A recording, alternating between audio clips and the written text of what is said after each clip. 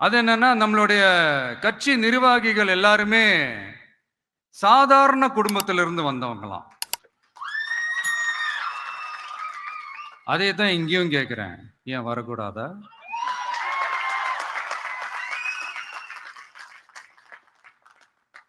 சாதாரண குடும்பத்திலிருந்து வந்தவங்க தான் பெருசு பெருசா சாதிச்சிருக்கிறாங்க. இன்னும் சொல்ல போனா நம்மளுடைய கட்சி எளிய மக்களுக்கான கட்சி தானே. அப்படி இருக்கும்போது நம்மளுடைய கட்சி நிர்வாகிகளும் எளிய குடும்பத்தை சேர்ந்தவங்களா தான் இருப்பாங்க. நம்மளுடைய கட்சி ஒன்றும் பண்ணையாறுகளுக்கான கட்சி கிடையாதுல்ல.